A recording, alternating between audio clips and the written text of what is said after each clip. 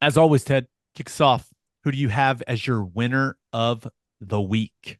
I had to go with the NFL on this, and I don't know if it's so much the NFL, but people have been calling it for this forever. I still don't think there's a good way to do it, but the NFL Hawkeye system, they're going to start. I think they're maybe going to do it just to kind of get a feel for it before it's official. It's the spotting the ball with the chain gang. People have always said, "Oh, you need a GPS in there." In the football, the way we spot the ball is archaic. We've got to come up with, there's got to be a better way.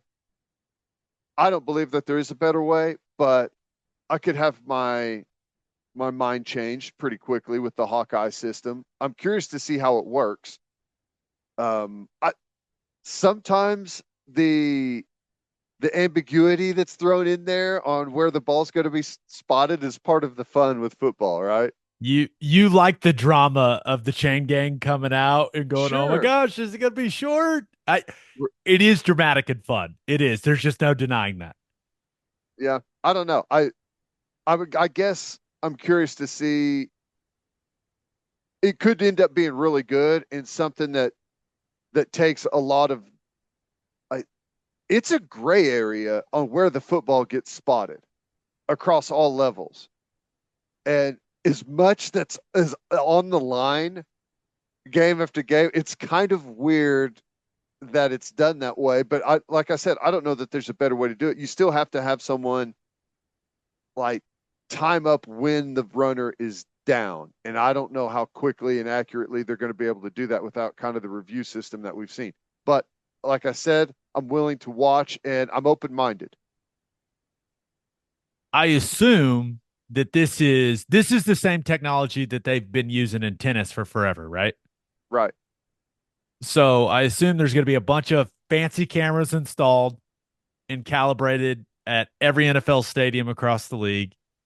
It sounds like they're going to use some of this stuff during the preseason this year and just how see how everything goes. From what I understand, the its main function is going to be to tell the ref when a first down was made so that they don't have to measure. Like, hey, they reached the line to gain. Let's keep this thing moving. The chains, fear not, people. The chain gang is still going to be there as a backup, from what I understand. You're still going to get those guys holding the signs over there. Here's where this is what I don't understand though. Like it's easy to track the football. I get that. That's not difficult. You could track the football just fine. How do you track when the runner is down? It's like you're adding a whole new equation into just like the tennis ball thing. You're just tracking one thing. Now it's matters where when the knee hits or when the elbow hits or you know the did the wrist hit land over and you're actually down by the wrist, not by the hand. How did they track that stuff? That's my question. I maybe you have to go to replay to find the exact moment where hey the knee touches down, and then you can take the Hawkeye system at that moment and say this is where the ball was. Yeah. Is that how it's going to Like work? You think? maybe it's they Like sync it? up the video somehow. Yeah. That's I would assume that's how the technology is going to work. So the other thing is like in tennis, you track the ball, but in football, the line is moving. Like it's never like it's no you don't just set it all in place. Like the first down marker is constantly moving. I don't know. It's way more involved than just tracking a tennis ball. So that's why I wanted to see how it works. You know what I can't wait for? Our first Hawkeye system conspiracy from an NFL fan base. Like, there's Yes. no way. There's no way that was a first down. I cannot wait. It's going to be. I. I don't. Are they going to use this in the regular season? This is kind of like a trial period in the preseason, right? I think it's a trial run. And from what I read, it didn't really say. It said they're going to use it to like, they're going to be calibrating the stadiums and all of that stuff. So I think like the fact that they said it like that, at least the article I read, maybe it sounds like, well, just kind of monitor and see how it goes. This says the tracking services for line to gain measurement adds cameras to stadiums to track players, officials, and the ball. The optimal tracking system notifies officials instantly if a first down was gained after the ball is spotted by hand. Oh, it's just like a Well, that that seems way less exciting. And yeah. why are we even using it? But maybe I'm missing something. But I it can says tell we're you that. reducing a significant amount of time, 40 seconds for each time of use that basically is making the game that much more impactful. So is it only, it's basically only taking the guys having to run out there and pull the chains and measure, like that's the only thing it's taking away. Thought it was gonna be cooler than that. I did too. Uh, They could just like wire me in. I give you the answer on all of that instantly, whether it's a first down or not. And Mate, like that's the thing is like once the ball is spotted, I, I that's the like the spot is the issue. It's not, yeah, hey, like the issue that's is the spot. they're fixing the only part that doesn't need to be fixed. Yeah. So maybe they end up using it to spot the ball. They like sync up when they're down with the Hawkeye Yeah, technology. Like that makes the most sense. yeah.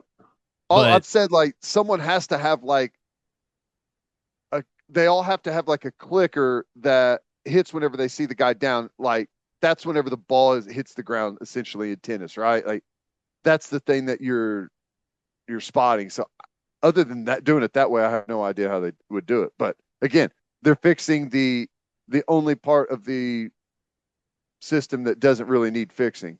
I mean, at least you get the dramatic walk out there to measure, I guess, I don't know.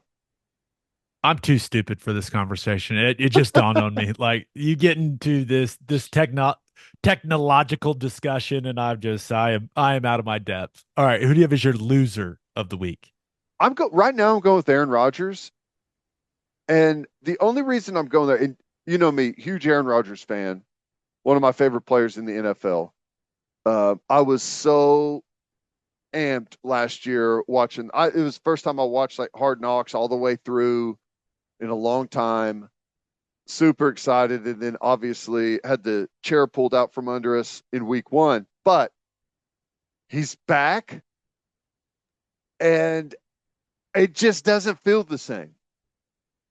It doesn't feel the same. All the momentum that was kind of behind him and all the anticipation, it's not there. They're not gonna. It looks like they're not gonna play him in any of the preseason games, and maybe that's smart. I don't know. There was some little video clip that came out a while back about him hobbling. He's kind of hobbling around on that leg, which you got to expect to some degree. I don't know. He he claims blisters on that clip. Yeah, I've heard him say it multiple times. He had some bad blisters. I just don't. I, I don't want it to be a disaster, and I feel like maybe I'm setting myself up for that. I don't know, but all the good, positive momentum that he had a year ago feels like it's gone. It does feel different for sure. I'm not sure it for whatever reason, it does feel like him saying he was going to come back off the Achilles. I don't know. And then you had the whole, hey, is he going to be a vice president nominee thing? Like, it just feels like there was a lot of Aaron Rodgers talk when he wasn't on the field last year. And some people were just like, all right, enough. Mm-hmm. It did feel like he became a distraction for that football team. Yeah. I mean, they were dealing enough already with the Zach Wilson situation, okay?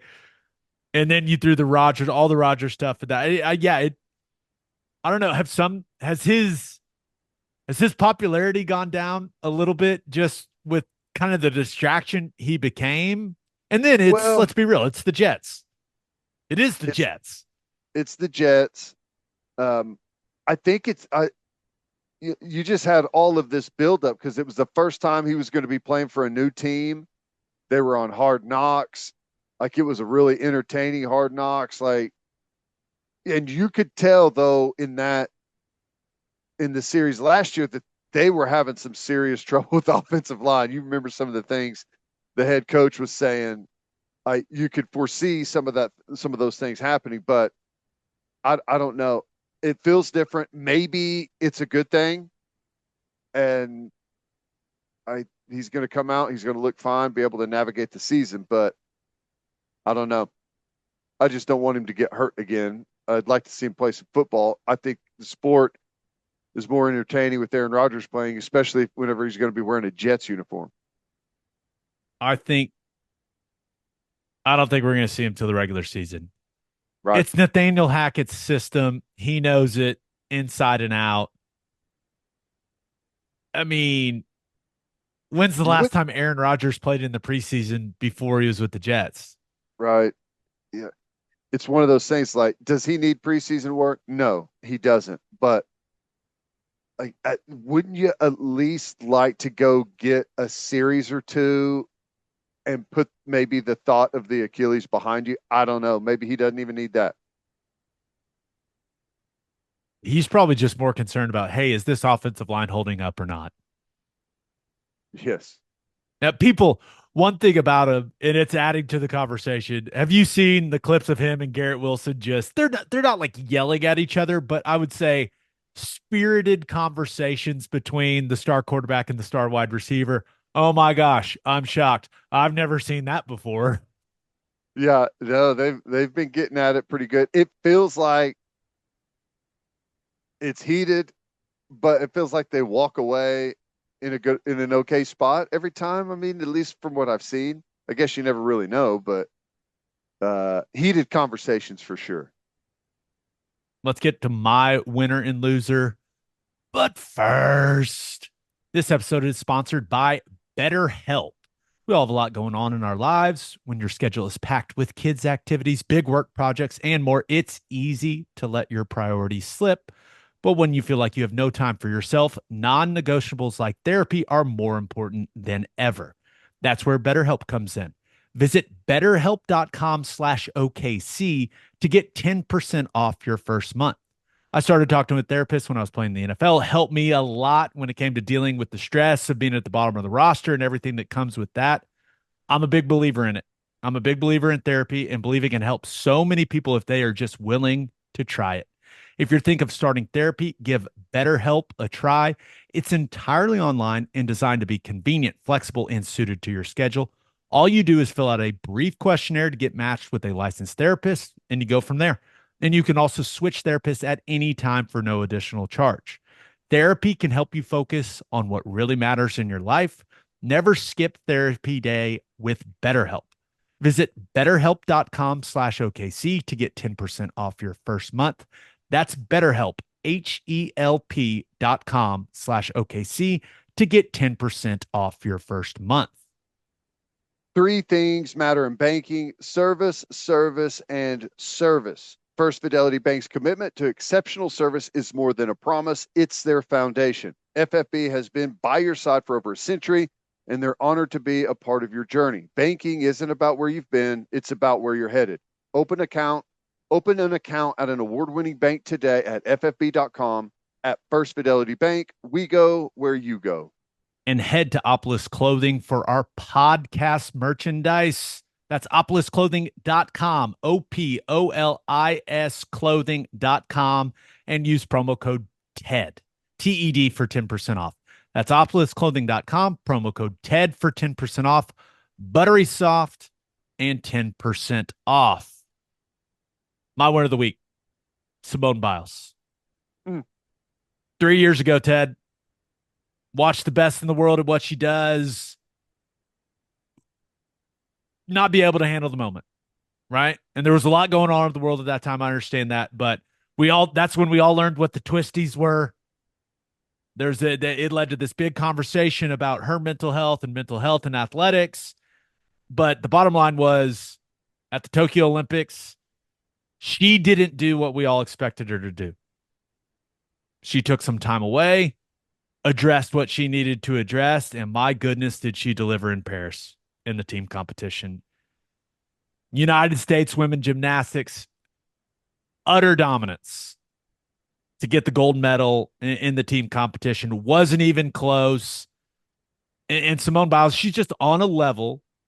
When she is dialed in, she is on a level that just no one else in the world is on. She is incredible to watch. Like watching her do the floor routine, I just sit there and think about how severely injured I would get on every single thing she does. Dude, on her first pass, she went out of the screen. She went so high. Like the camera was like, oh my God. What'd they say? 11 feet, 3 inches. And it looks like she jumped 3 times her height where she ended up. It was just incredible. Congrats to Suni Lee and Jordan Childs and Jade Carey and Hesley Rivera, but Simone Biles is just, I mean, she's just different. She's the best we've ever seen. She should just go do that same tumbling pass in the high jump pit and go win the high jump gold, right? That'd be Just incredible. But flip over the bar. she did all that stuff, going back to the mental toughness part of it, the mental health part of it. She did all that stuff on a calf that was clearly bugging her. So I thought that was awesome to watch. Like she's battling through this physical thing and still goes out there and performs at the highest level imaginable in her sport. And it was cool to see. And it wasn't just her, but it's like, it was cool to see the joy she had doing it. Like she was back Mm-hmm. and battling through everything she did the last couple years to get on the biggest stage in the sport and deliver the way that she did. I just think I was really, really happy for her. I was obviously thrilled because gold for the United States. Let's go. But it was just, I don't know, it's just a great example of an elite athlete having to battle through some adversity and kind of coming out on the other side of it. And it is a joy to watch her do gymnastics. I know very little about the sport, but I know that everything she does looks different than everyone else. And it's Yeah. just it was really, really fun to watch, man. Yeah. It's violently explosive whenever she's out there. You That's the wanna best way to you wanna put it. hear Different. something you wanna hear something funny? I was watching it with my 3-year-old and I was like, buddy, she's the best gymnast ever. Most decorated gymnast in history. Like she is as good as it gets. And we were watching the floor and I showed him her vault and he goes, That that looks dangerous. I don't want to do that. I go, son, don't worry about it. You're never gonna be I hate to tell my kid he's not gonna be able to accomplish anything. I was like, you're never gonna be able to do that. That's No, okay, son. don't worry about it. Yeah. You don't have to make that decision. It does tie into it is dangerous. And hearing her talk about like when you're young and you don't know any better, you are way more confident and you'll attack things with reckless abandon. But as you get older and you got other people around you, it's like you think about that stuff a little bit more, and it's a little bit harder to go 30 feet in the air doing 10 backflips and trying to land it. It's interesting to think about. Yeah, was she 27 now, which is ancient in gymnastics, and she's still out there doing her thing. Pretty impressive. You think she's got another Olympics in her? Well, yeah. I mean, if she I wants to, hope like, so. I mean, it is an absolute electric factory to watch her compete. So I hope so. I think she's obviously the injury thing. It's a lot of impact, but I could see her being like a one event specialist or something moving forward. I don't Vault know. floor. Yeah, Those aren't very impactful at all. yeah, no kidding. I One last gymnastics thing. I've always been under the impression that the Olympics is about the best athletes in the world competing to see who is the best. That's what I understand that's the Olympics to its core. Now there's the amateur thing of what that all that used to be. But now with what the Olympics is, you've got some age restrictions on some things. I understand that, but to me, it's like the best in the world competing to prove who the absolute best is, which is why I think it is an absolute joke that a country only gets two gymnasts in the all around final. Like, so, and Simone Biles is going to win unless something crazy happens. Suni Lee, remember, won it last time, but, and they're going to represent the United States, but I just don't understand if the point is to let the best in the world compete for the medals, why Jordan Childs can't be in that group when her score qualifies her, when she's clearly one of the best gymnasts. Like that doesn't, I don't understand that. And you could say, well, you don't want one country to dominate the entire thing. Why not? The point is to find out who the best in the world is. If they come from the same country, who gives a damn? I just don't, I don't understand the rule. Like, why is that in place? It doesn't make sense to me, Ted. The whole point is who is the best in the world at gymnastics? I want to watch the best gymnasts in the world compete for who the best in the world Right, at gymnastics is. right. I'm with you. I would even say like if that feels like it's a problem, I would be more comfortable with the rule instead of her not getting the opportunity at all. Like you keep your two highest scores in the all around if you have more than two from your team. Does that make sense? Like you can't go one, two, three. You can only go one, two. But you have three people that have the opportunity to get to those two spots. Does that make sense? That makes sense, but it should I just know. be, hey, let's watch the best compete. I'm with you. I And agree. if they go one, two, three, then hey, guess what? Rest of the world, get better at gymnastics. It's that simple for me, man. Like I don't get it. Someone's gonna have to explain it to me. Maybe like other than, oh, we don't want the other countries to feel bad. Like I don't see any reason why there should be a two-person limit. It makes no sense. If all five or six of the US gymnasts qualify with the best scores for the all around, then let them go, man. Uh, It feels like a participation trophy type situation. This is the damn Olympics, man. yeah, I'm with you. I don't have an answer for you. They're giving us the running clock in gymnastics in the second half. Is that what's happening Yeah. here? I and the reason I felt, Jordan Childs got some blowback for how she reacted to watching Suni Lee kind of nail her last rotation, and she knew she wasn't going to get to compete in the all around final, and she was visibly upset, and as she Don't should even be. put them in that position. Like I you Yeah, like she shouldn't. It shouldn't be like, oh, my teammate did better than me. This sucks. It should be like, okay, I got third. I'm going to be better in the all around final. Like, let's go. Here we go. But instead, she doesn't get to compete at all. It's stupid to me. yeah, no, I understand it. I agree. Loser of the week. You ready to talk some women's rugby? Yeah. Oh, I'm making the Australian women's rugby sevens my loser of the week just so we can talk about the United States. Oh my gosh. Let me make myself clear. I am extremely glad that Australia's women's rugby sevens got their hearts ripped out of their chests because it was by the United States. My goodness.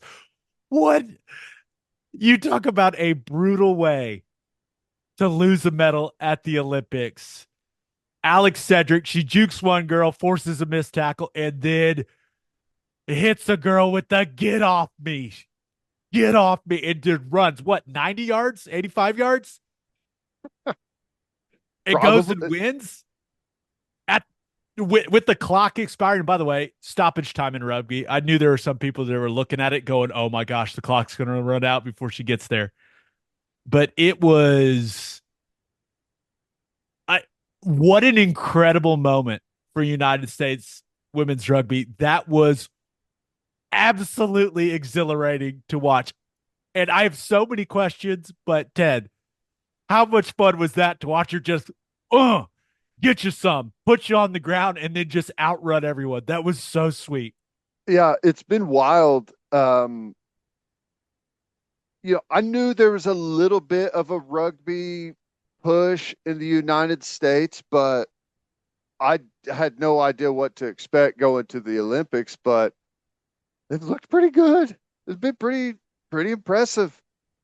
And I don't know like what if they're in like a much better spot than they've been historic. Like I don't know a whole lot about it, but I know that it looked like they're in a pretty good spot.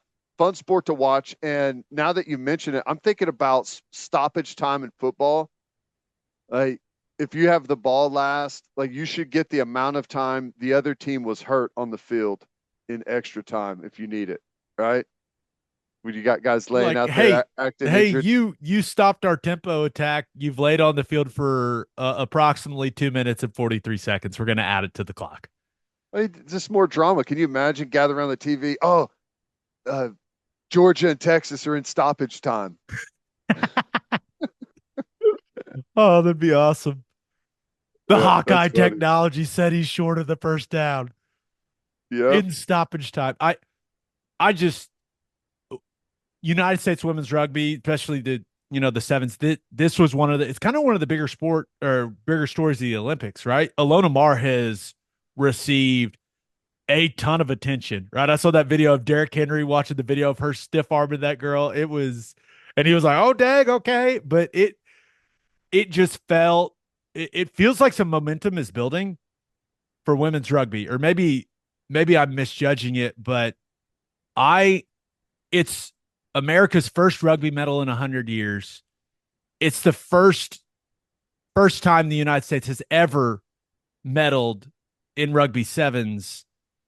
It's just awesome, and it makes me wonder. You kind of think about going back to the 90s when United States women's soccer took off the way that it did and what that did for soccer in the country. I wonder if this is going to result in kind of a boost for women's rugby in the country because it's a different body type for a rugby player than it is for a soccer player, and I'm sure there's some women, young women across the country looking at it going, I I want to do that. yeah, that looks sweet. Like Yeah. I just get to tackle people and run and truck stick people. I think that's going to appeal to a lot of different people, a lot of different women across the country. And I don't know. It just made me wonder, hey, when we host this next Summer Olympics, are we going to be talking about United States women's rugby going, hey, there has been an infusion of talent, I wouldn't mind that at all. I think that would be awesome. dude. I'm all for the Olympic sports catching on. The problem is, as you know, but I mean, you don't have another outlet in like there's not women's football. Like Right, it's but flag football continues to gain that's more and true. more popularity. That's I true. I find it very hard to believe that a men's or women's flag football league is ever going to be super popular and televised and stuff like. If you're a woman and you really, really like playing flag football and you see rugby and all this attention that Ilona Maher Yes. and this team has gotten, and the fact that you get to go to the damn Olympics, like maybe you look at it and go, "Let I'm going to be a rugby player. Let's go." That's what I'm saying. Like for the men, like your elite rugby players, you feel like are playing football, right? Like Yes, there's not that 100%. avenue for women. Like that, your elite rugby players are going to be playing rugby. So that's no, I think you're onto something there. I like it. I would sign me up for an elite, like the best in the world women's rugby team. I I watched every second of their games that was on TV and really enjoyed it. Like really, really enjoyed it. So I am if we want to become the best in the world at that, sign me up.